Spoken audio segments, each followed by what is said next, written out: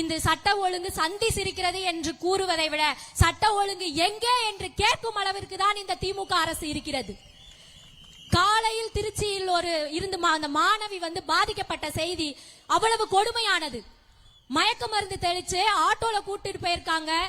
அவங்கள ரொம்ப கொடுமைப்படுத்திட்டு சொல்லியிருக்காங்க, போலீஸ்ல சொன்னா உன்னை கொலை பண்ணிடுவேன்னு. அப்ப எந்த அளவுக்கு இந்த திமுக அரசு தீமை செயல்களை கட்டழுத்து விட்டு இருக்காங்கன்றதை நம்ம கடுமையா கண்டிக்கணுங்க. பெண்களுக்கு 5000 ரூபாய் கொடுத்தா ஓட்டு போட்டுருவாங்கன்னு நினைக்கிறீங்களே, அந்த 5000 ரூபாய் வாங்கிட்டு நாங்க பாதுகாப்பு இல்லாம இருக்கமே, இதெல்லாம் கேட்டு உங்களுக்கு எல்லாம் மனசு கொதிக்கலையா முதல்வர் அவர்களே? மேடைக்கு மேல சமூக நீதி, இதுல அமைச்சர்கள் 0% கஞ்சா கல்டிவேஷன்றாங்க. 2 நாளைக்கு முன்னாடி இதே நம்ம பக்கத்துல இருக்க ராமநாதபுரத்துல 120 கிலோ போதைப் பொருளை பிடிச்சிருக்காங்க.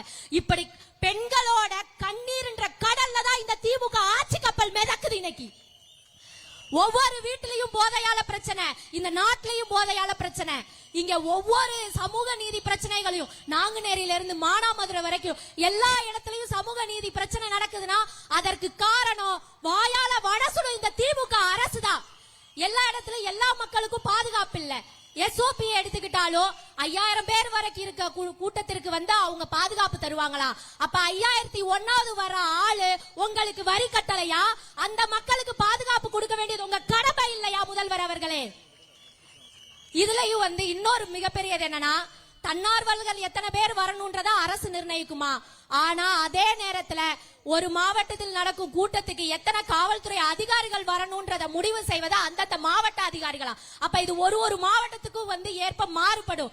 இப்படிப்பட்ட கடுமையான SOP போட்டது நம்ம தலைவர் சொன்ன மாதிரி ஸ்டாலின் சார் ஆபரேட்டிங் ப்ரொசீஜர் தான். இது தமிழக வெற்றி கழகத்தை முடக்க வேண்டும் என்பதற்காகவே கொண்டு வந்த SOP. இத நம்ம கடுமையா எதிர்க்கிறதுக்கு காரணம், நம்மள மாதிரி சாதாரணமா எல்லா கட்சிகள்லயும் பல நெருக்கடிகள் கொடுக்கறாங்க. ஆனா நமக்கு மட்டும் அதிகமான நெருக்கடி ஏன்னா அவங்க காசு கொடுத்து கூட்ட முடியாத கூட்டத்தை மக்கள் அன்பால நம்ம கூட்டிக்கிட்டு இருக்கோம். இன்னைக்கு இந்த வெயிலையும் இத்தனை மக்கள் நிக்கிறோம்னா அது தலைவர் மேல வச்சிருக்க மாபெரும் அன்பு. அந்த தலைவரை அருணையில ஏத்துறதுக்காக இன்னும் எத்தனை துயரங்களையும் நாங்க மக்கள் சந்திக்க தயாரா இருக்கிறோம். ஆனா பெண்கள் பாதுகாப்ப இந்த எஞ்சிய நாட்கள்லயாவது இந்த மாண்புமிகு முதல்வர் அவர்களோட ஆட்சியில உறுதி செய்ய வேண்டும் நம்ம தமிழக வெற்றி கழக தலைவர் அண்ணன் அவர்கள் கேட்டுக்கொண்டது போல நடக்க வேண்டும் என்று கூறி எனக்கு இந்த வாய்ப்பினை அழைத்த தலைவர்களுக்கும் பொதுச் செயலாளர் அவர்களுக்கும் இணை பொதுச் செயலாளர் அவர்களுக்கும் எனது நன்றியை கூறி விடைபெறுகிறேன். நன்றி, வணக்கம். அடுத்தபடியாக